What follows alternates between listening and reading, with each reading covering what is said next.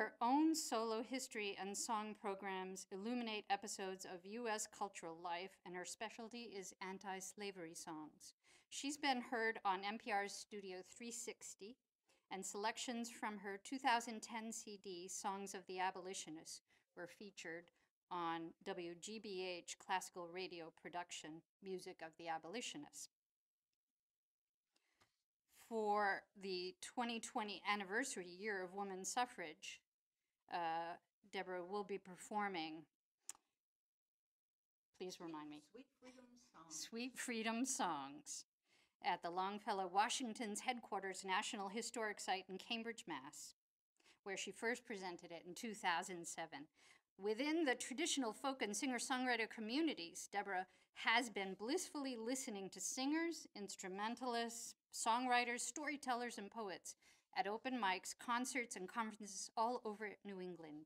And lately, she's been collaborating with several of them with standards as well as singing her own songs. She has known Terence Hegarty here and admired his songs for almost 25 years, and she will sing a whole set of them with his accompaniment this morning. And as for our singer-songwriter, Terence Hegarty, Terence comes from, as he says, a bookish Dublin family, and he remains bookish and culturally Irish to this day. His songwriting has been affected by a sister, regaling her little brother with bits of Shakespeare, Keats, Yeats, and more. And as well as the Irish music movement spearheaded by Sean O'Riordan in the 50s, Brill Building Songs, the 60s zeitgeist, some famous composers and songwriters and some open micers encountered over the many years in cities. He started by visiting the Gaslight in New York City between 1964 and 1968. And he is happy to say he writes love songs and satires.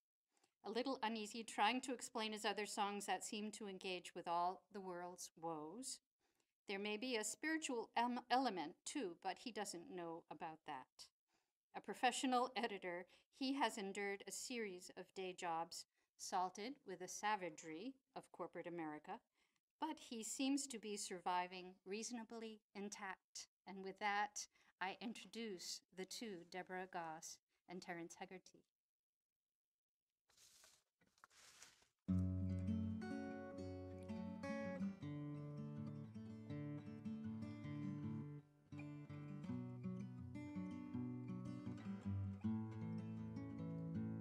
Oh, the stars are terribly beautiful tonight, and I'm going on a journey God knows where. I've forgotten every reason I know wrong from right. I don't care.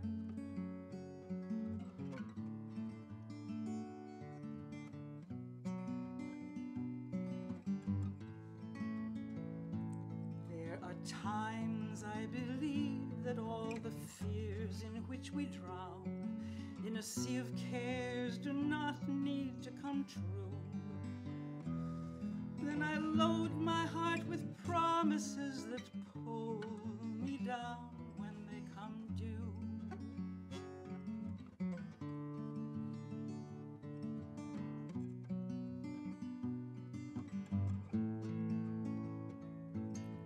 Give me time. Give me time. All the doors are closing now. The long night's work is done, and my heart is sinking like a stone. And I realize I'd rather be with anyone than be alone.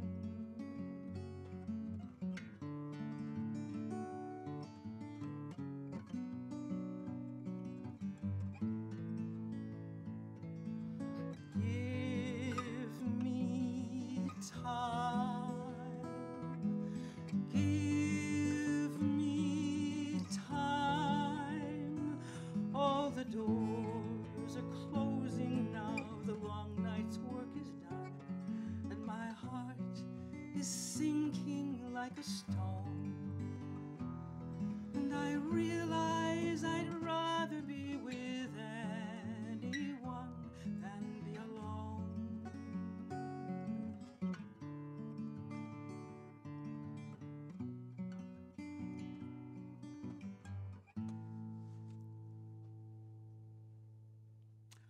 well, we're not alone.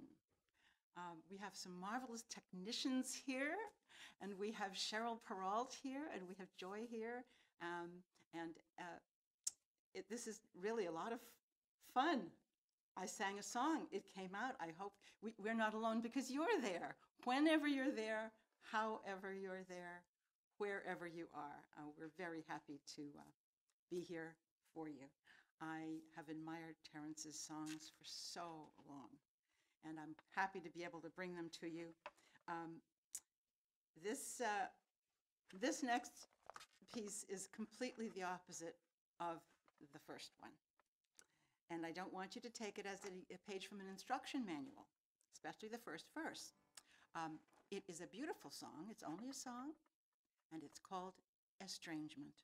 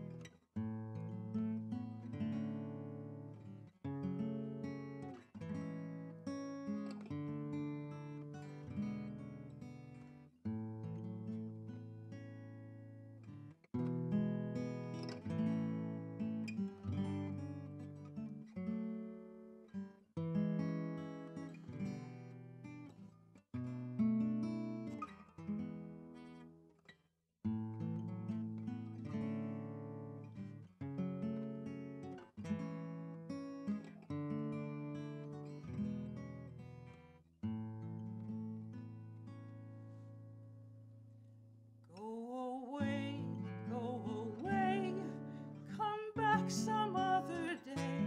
It's not time now. I wish you weren't here. You may smile, take your leave. What goal will you achieve by offending my eye and my ear?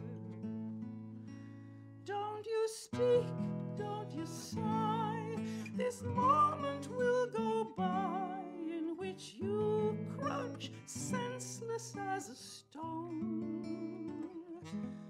You must rise from that chair. You must agitate the air, cross the threshold and leave me alone. What is it you require? Oh, I fear you do aspire to recover some jewel of great cost. It's not here, it's not there, it's not hiding anywhere. Can you find what has never been lost? I want all this to change. Why should it seem so strange? Am I turning your world upside down? And shall you be released? Is it you that shall find peace on your own undespoiled holy ground?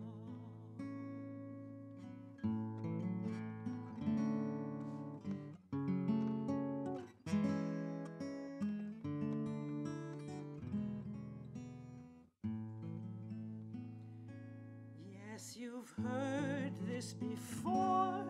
Now will you remember more how you flung back your head and you cried? How it sang in your blood, long forgotten flood, wave on wave with an echo inside. But you lifted your hand, said I don't understand, and looked through me as if you'd been struck blind. And you went on your way on that unhappy day, leaving all you might have been behind.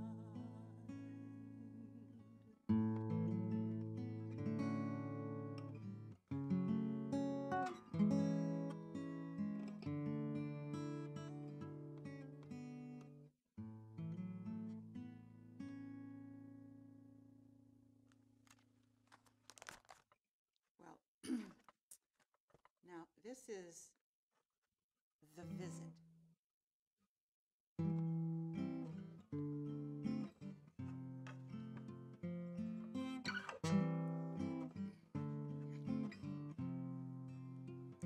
Sometimes a day I'd rather live than die comes around and lends me to myself again.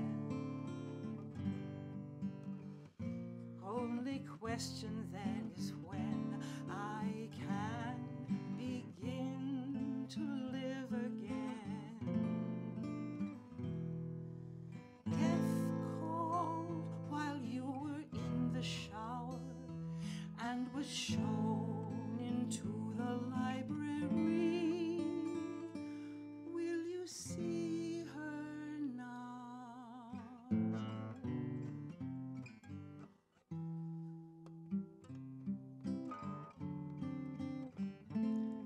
I dressed for dinner, let the kitchen know we had a guest. She's taken down a bowl. Come here, sweetheart, take a look. It's written here, you'll live again. All through dinner she was sweet and kind, and she thanked my servants graciously. It was all for me.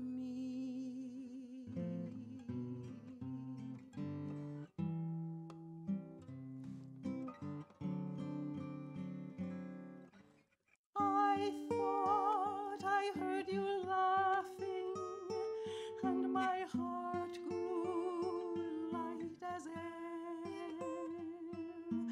I saw her all-encompassing eyes echo your laughter. Then all the shadows trembled silkily, and I knew love would come to me again. Doesn't matter how or when, now I'm prepared to live again. I will throw the great hall open wide. When she returns, there will be such revelry. I shall go gently.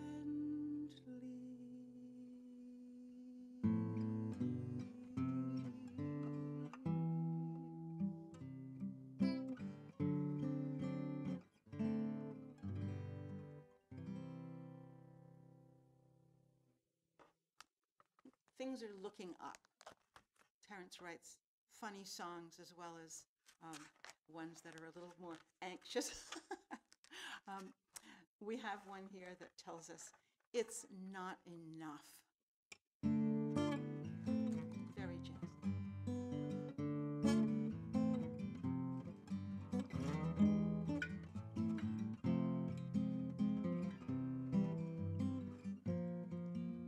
It's not enough to know how much you care. It's not enough to give more than your share.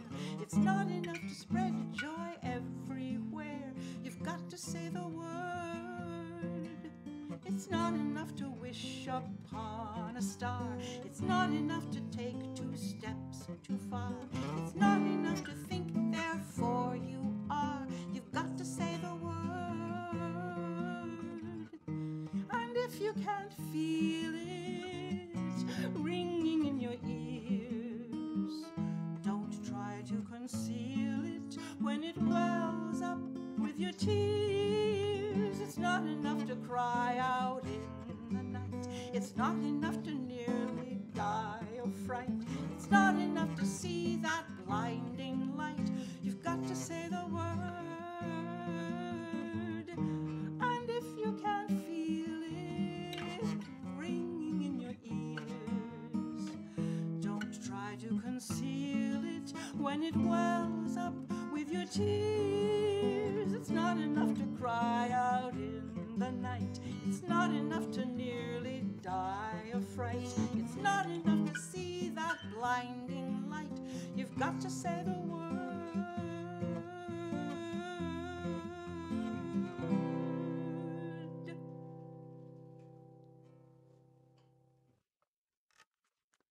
That song always tells me to be specific. You know, when you're setting your goal, you have to be specific. It's always a good reminder. Well, this is Unkind.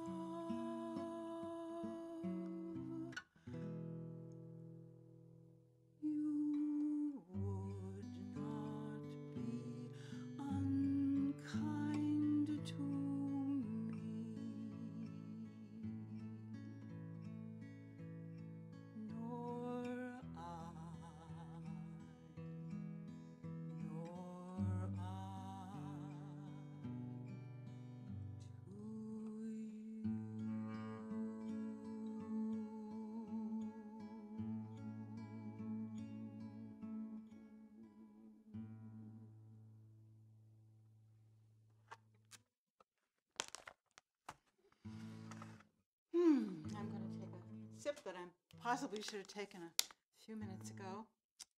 This crackles. Oh, my goodness. We have a couple more.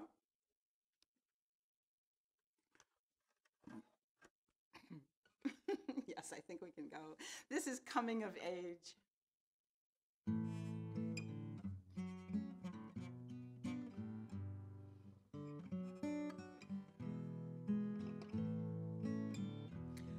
Reverse this helplessness, turn back this rage.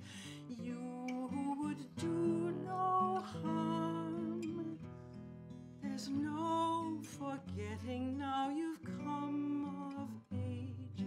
Rest in the lee of the storm as a voice through the soft rain echoes in your ears, drowning all your fears. Cry now, taste the salt in your tears.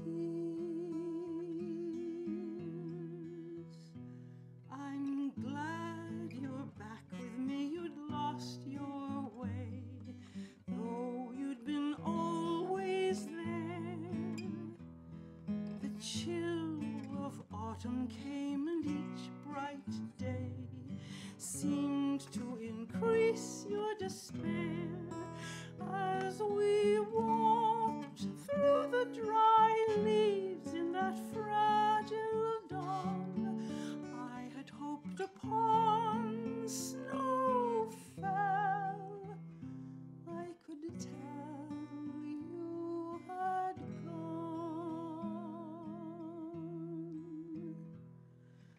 How your heart became a mirror, how all the world froze in grieving with you, and how unerringly you came to find that place that ached in me. Another autumn came so sweet and kind, blazing for your eyes to see. Even though nothing will counter the raging tide, always there inside your heart, it's with love you'll abide.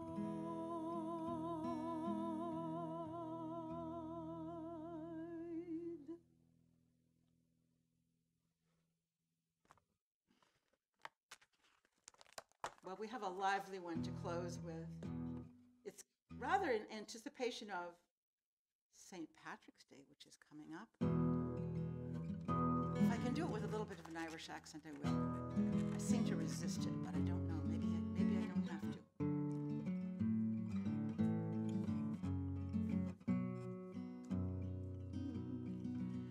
Well, I said I'd be home about 9:15, but you didn't come round 'cause you drank too much wine. Well, I hope it was sweeter than you were to me, 'cause I'm leaving this country to sail on the sea. From Baltimore Harbor, the ship as it lands is sailing for Chile and then for Japan. If you want, you can reach me in Valparaiso, for the days they grow longer and I've got to go. Well, I saw you on P Street with Freddie the Head, and it poisoned my evening. I squirmed in my bed. Oh, it's night after night now. I'm stretched on the rack, and it's all you can give me's a stab in the back. From Baltimore Harbor, the ship as it lands is sailing for Chile and then for Japan. If you want, you can reach me in Valparaiso, for the days they grow longer and I've got to go. You know, I wouldn't do it, what you done to me. We discussed it before over muffins and tea, and you ought to remember we reached each a rapport, whereby each had a license, but who knows what for. From Baltimore Harbor, the ship Mazatlan is sailing for Chile and then for Japan. If you want, you can reach me in Valparaiso, for the days they grow longer and I've got to go. From Baltimore Harbor, the ship Mazatlan is sailing for Chile and then for Japan. If you want, you can reach me in Valparaiso, for the days they grow longer and I've got to.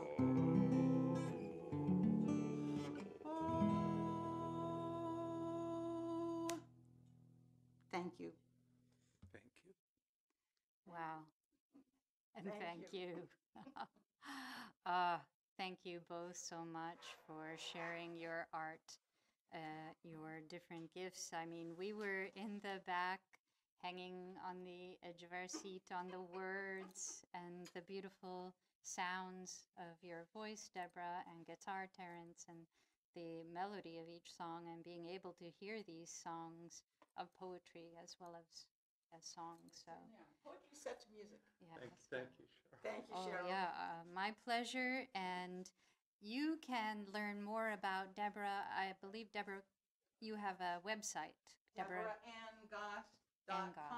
DeborahAnnGoss.com. Deborah Ann, A-N-N-E. A-N-N-E. And Terrence, how can we find out more about you? You have a number of CDs, perhaps are on Amazon? I have many CDs available. Mm-hmm.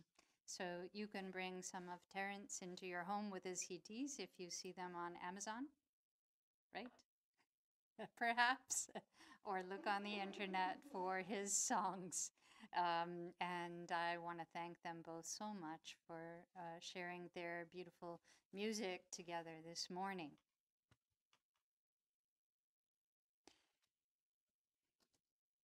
For our segment, including poetry, I'd like to begin with this brief little poem. A poet is someone who can pour light into a spoon, then raise it to nourish the beautiful, parched, holy mouth of each being. And that was sent to me by my friend Alan O'Hare, who has been featured here before. Both Alan and our feature today, Joy Seidler, had sent me another poem yesterday by email, which the same poem was very powerful, hearing twice in being of uplift to me. And that is something that we can do for each other. And so I invited Joy to come and share some of her poetry and words of hope and healing, and of who she is as well. At this time, I'd like to tell you about her. Joy Seidler recognizes the astonishing capacity of art to heal. She is an artist, healer, and educator who has been teaching and training teachers for 50 years. For the past 30 years, she has been guiding groups creatively using art, simple ritual, and dream work to awaken personal wisdom. Joy has studied extensively with several Indigenous teachers. I feel very fortunate to have Joy as my teacher the past few years. Even her emails are highly poetic and healing and inspiring. And I'm honored that she could be with us today here.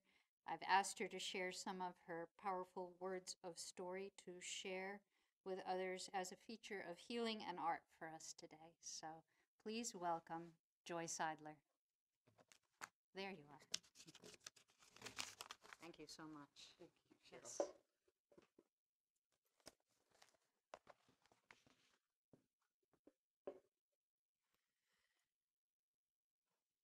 Good morning.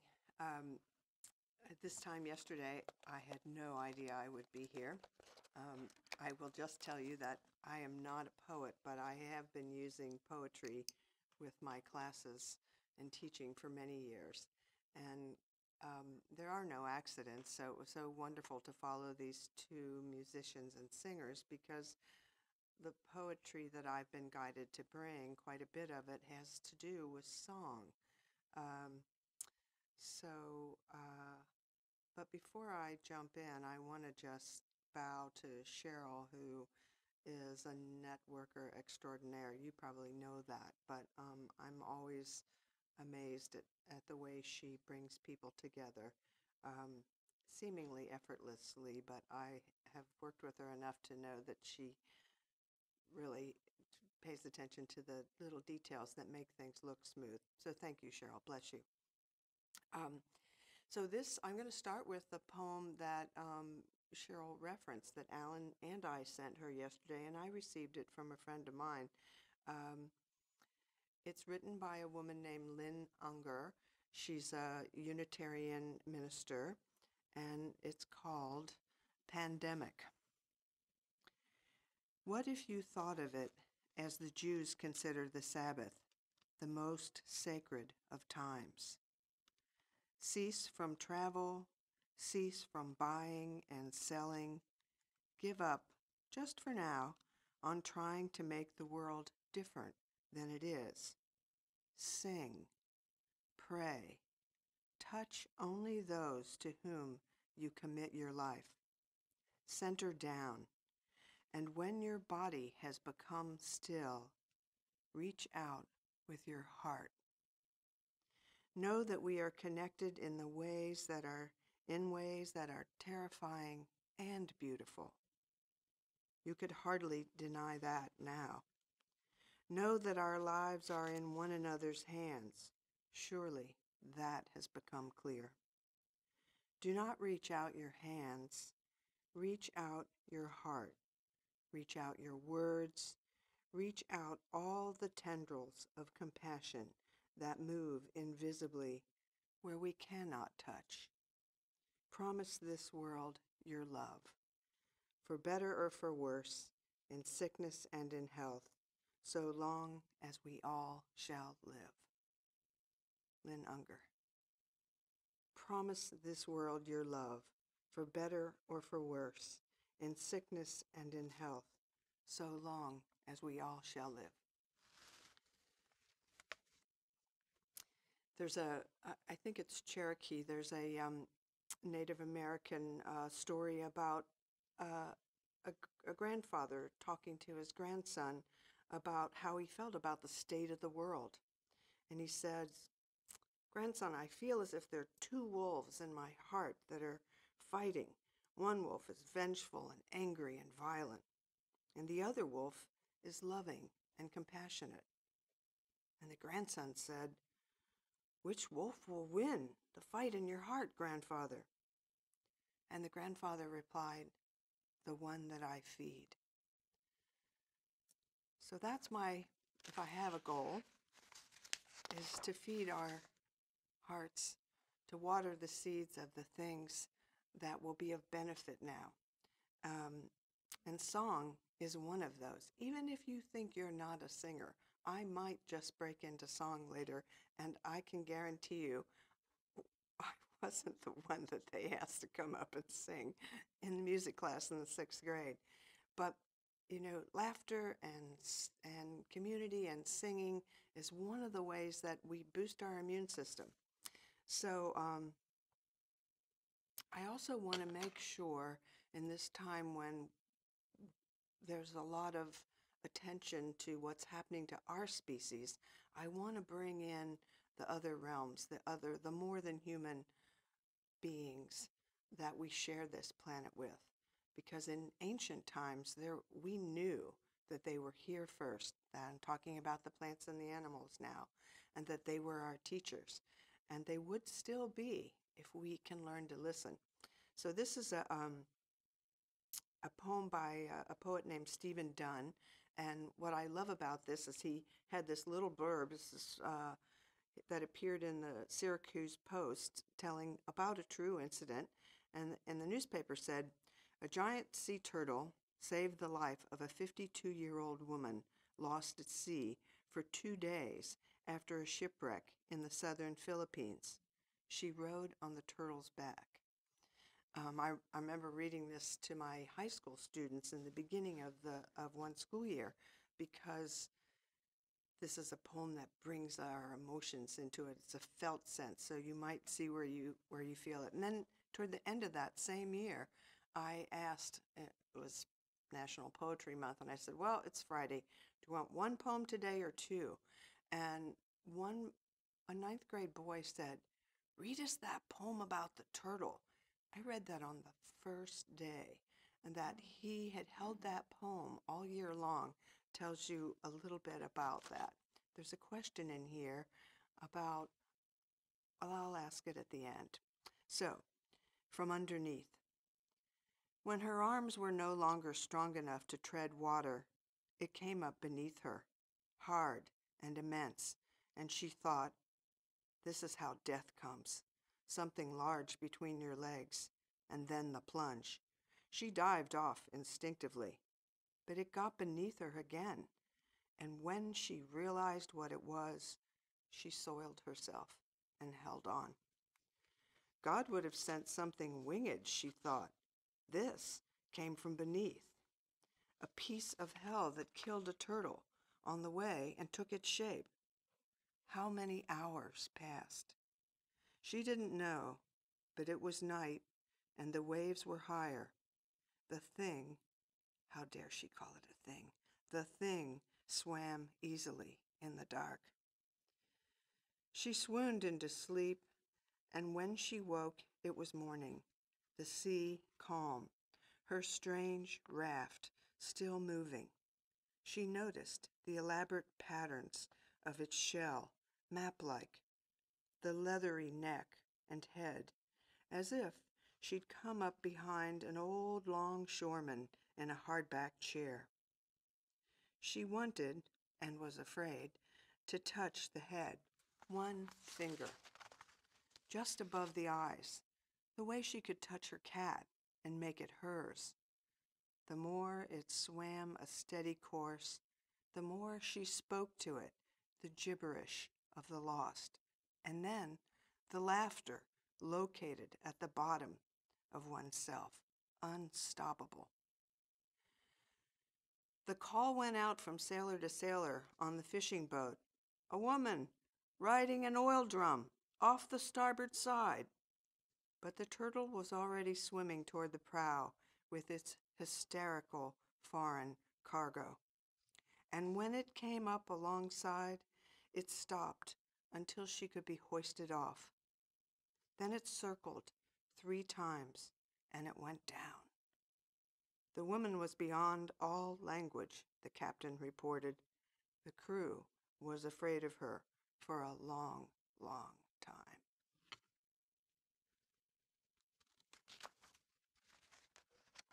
The question I think this poem could ask us now in these times is do we have the faith to trust that something is rising up now, something that is very much needed in these times, something that will be a raft for us?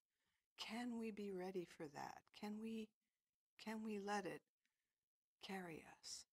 Can we be ready to meet the wisdom of the more than human world? I mean, as I explained to my high school students, that's not a normal thing for that sea turtle.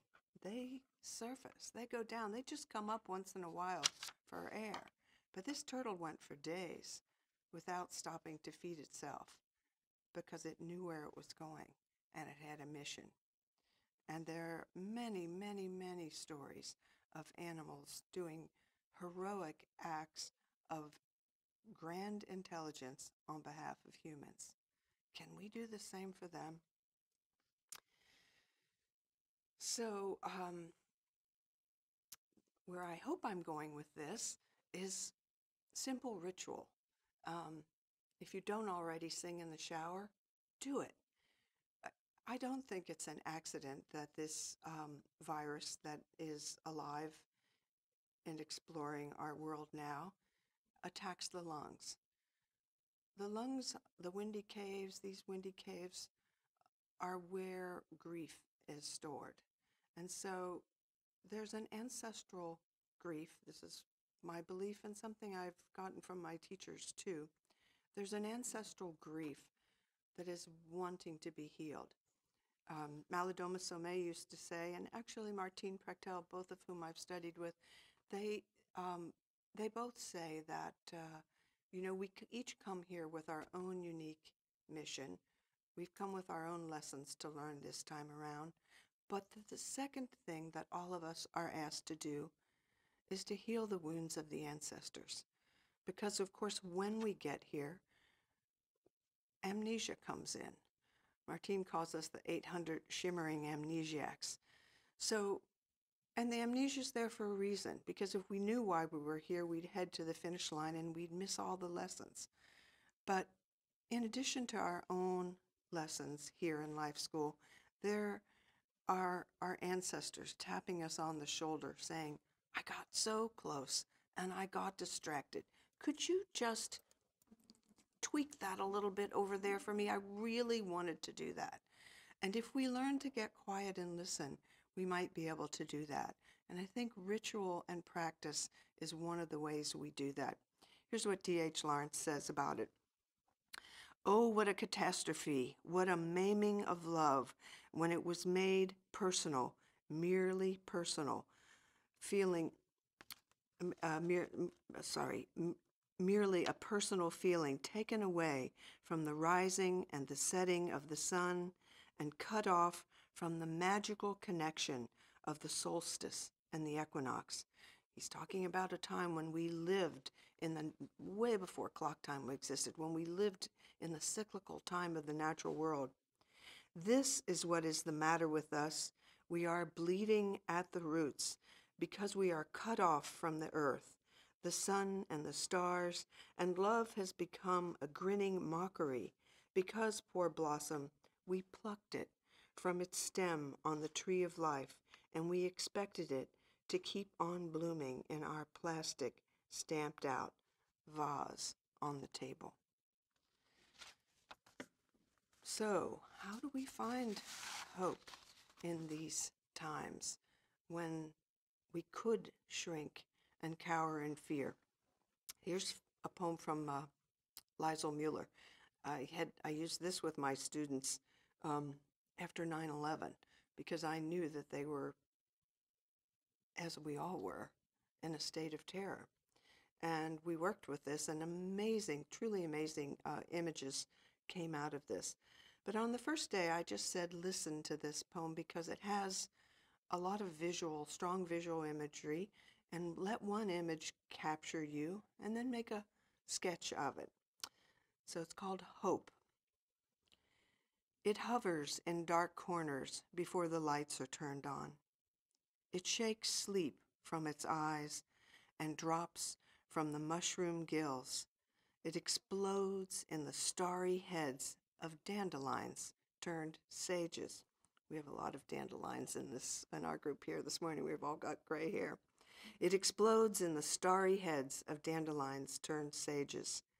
It sticks to the wings of green angels that sail from the tops of the maples. It sprouts in each occluded eye of the many-eyed potato.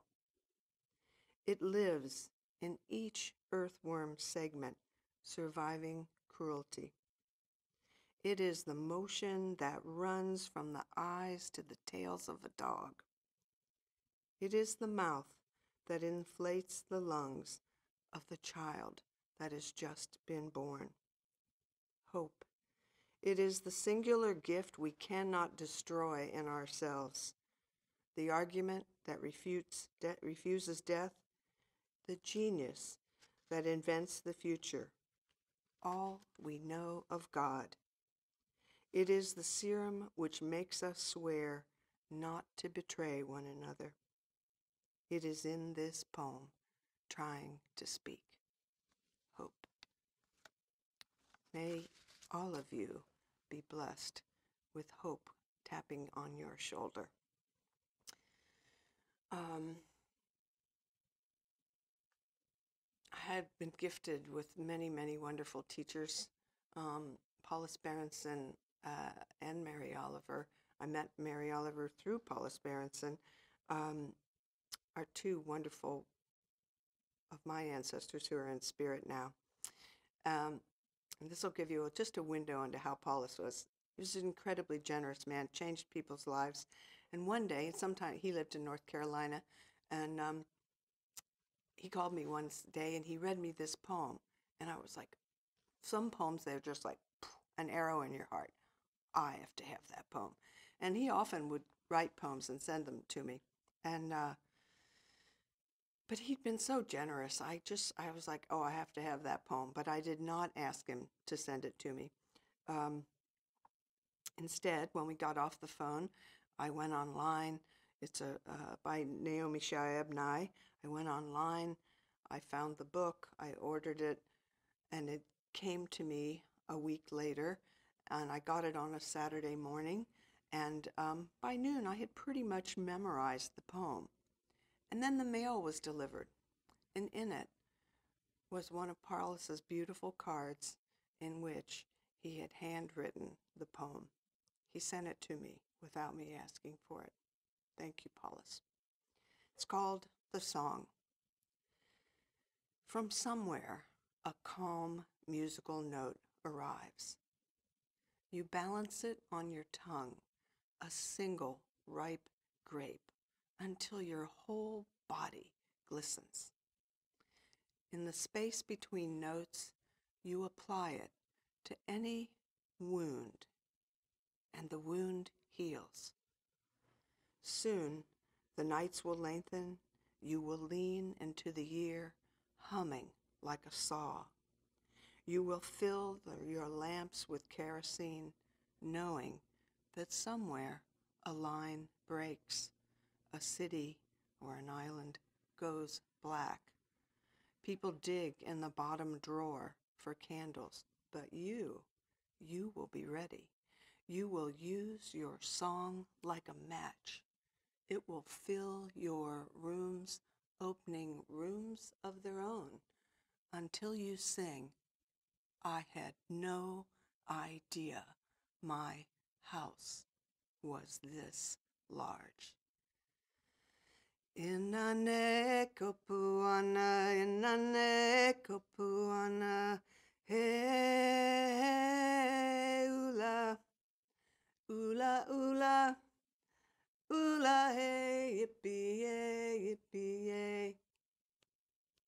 Gooana, gooana, gooana, gooana, gooa, choo. Gooana, gooana, gooana, gooana, gooa, choo. Next song goes on Inane, but a friend of mine gave me that song, and when I heard it, it was an arrow to my heart, too. And I said, what is it? What does it mean? It's an Australian song. It might sound a bit Hawaiian, but it's Australian. She said, I was told it's the song of joy. And I've spent a considerable effort trying to actually find the translation of it, and it's not available. Even if I ordered their CDs where this group sings it, the one song there are no lyrics for is this one, because it's a sacred song. And in ancient times and in the oral traditions, you did not write down the sacred songs. So what I invite you to do is to take a song that makes you feel good. And if you need to have accompaniment, put on a CD and sing along with it. Or maybe just make up vocables. I've heard that that's what the Neanderthals were, that the first, they had singing vocables. And I do believe that the first languages were song. And I also believe that they came out of the landscape. It's not an accident that the watery sounds sound like water, splish and splash. I want to talk about boundaries, and this is in line with the work that you do, too. This is by the same poet, Naomi Shihab Nye, and it's a poem she wrote about Paul Robeson. Paul Robeson was born just a little bit before the turn of the century. I think he died around 1976. He was an athlete, he was a thespian, he was an incredible baritone. But back during the McCarthy era, he was blackballed because of what was he was accused of communist leanings. And a lot of he was known worldwide, and he had a huge audience in Europe, but he was forbidden to leave the country. He was forbidden to leave our country. And so what he did, very creative, is he went to the border between the United States and Canada, and he sang. And here's the poem Naomi Shihab Nye wrote about it. Paul Robeson stood on the northern border of the USA and sang into Canada, where a vast audience sat on folding chairs, waiting to hear him. He sang into Canada. His voice left the USA when his body was not allowed to cross that line. Remind us again, brave friend, what country we may sing into. What lines should we all be crossing? What songs travel toward us from far away to deepen our days? What countries may we sing into? What lines should we all be crossing? What songs travel toward us from far away to deepen our days? Some of you have probably heard that in Italy, where they're quarantined, are you giving me the 5-minute warning? Okay, good. Because they're quarantined, they're singing to each other at appointed hours in the day. If you Google Italian singing amidst the coronavirus quarantine, you can hear lots of versions of this. And some of the people are very musical, and there are musicians playing, I think that was a trombone, but it was bigger than any trombone I've seen. But, and some of them are very, like myself, amateur singers. But they're feeding one another with song. They're sending their voices across the space, across the alleys, the way Paul Robeson sent his across the border into Canada. And so I invite you to do that too. Go into your backyard, should you be so lucky to have one, or go into a nearby forest. You know, the breath that we breathe is what comes from the trees. The trees are the lungs of the earth, and what they breathe is our metabolic waste, but it's an exchange. That's the breath of life here on this planet. So I'm going to finish with this Rumi poem. It's called Say Yes Quickly. Rise up, forget your life. Rise up, say God is great. Forget your life. You think you know what time it is. Well, it's time to pray. You've carved so many little figurines, too many. Don't knock on any random door like a beggar. Reach out your long arm to another door, beyond the street where you normally go, the street where everyone asks, how are you? And no one asks, how aren't you? Tomorrow, you'll see what you've broken and torn, thrashing about in the darkness. Inside you, there is an artist you do not know about, and she's not interested in how things look different in moonlight. If you are with us unfaithfully, you are causing terrible damage. But if you have opened your love to the great love, you are helping people you will never know and have never seen. Is what I say true? Say yes quickly, if you know it, if you've known it since the moment before you were born. Thank you, Cheryl. Thank you so much, Joy. That was beautiful, beautiful offering. My deep gratitude. Thank you.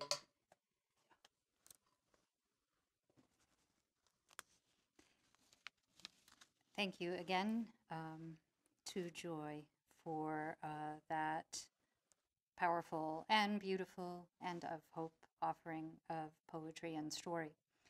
And that concludes our program here at Wake Up and Smell the Poetry this morning. And in closing, I would just like to offer, as a student in hearing Joy, a little more local reference to her turtle story. I once knew a friend in town who at that time was about 14, cleaning her pool on a very hot day, and saw something in the pool and was working hard to get it out. It looked like a little animal, and finally was able to get it, thought it might be a frog, and pulled it out and felt very sad, and put the little animal down and figured it was dead. It was not moving, and it turned out to be a baby rabbit. And she felt very sad at that discovery, and loved the rabbit instantly, and assumed it was dead, and was very tired after cleaning the pool out, and just fell asleep with, I think, the sadness and the fatigue. And shortly later, she woke up in the sun from her nap to discover that the baby rabbit was on her lap and was not dead, and had awakened and come close to her. And I think that was a beautiful story of being there for one another. And that is what I think that we do here at HCAM Studios for Wake Up and Smell the Poetry, for sharing poetry and song. We're here for each other, and I'm always appreciative of everyone who comes here and performs their art and shares their stories of life. So I think that's something we can continue to do in different ways, live stream today, and we can be creative. We can hang out our windows as they're doing in Italy now, as you'll see that link, and sing songs together. We can share stories in our circles and neighborhood and be there for each other. So thank you for being here and viewing this program today, live stream. This is our first and great experiment, and I had a great time in the back as audience and was silently clapping. And I want to thank Terence Hegarty for sharing his original songs and guitar and presence, singing with Deborah Goss. Thank you for your beautiful voice singing Terence's songs today together. Just captivating and beautiful and powerful for us. And Joy Seidler, thank you for coming up here and saying yes last night, and bringing beautiful words and hopeful words of poetry and story and teaching from your life and experience. And the crew here today, John Ritz and Mike Tarosian, who made this happen so we can be live stream. Thank you so much in the back. I am very grateful. We are very grateful. And we are delighted. This will continue. The program will be on YouTube and our webpage for hcam.tv, and then Wake Up. So we plan to be here back again April 11th. And our guest features will be the music duo, the Lied Twos, and poet Nadia Colburn.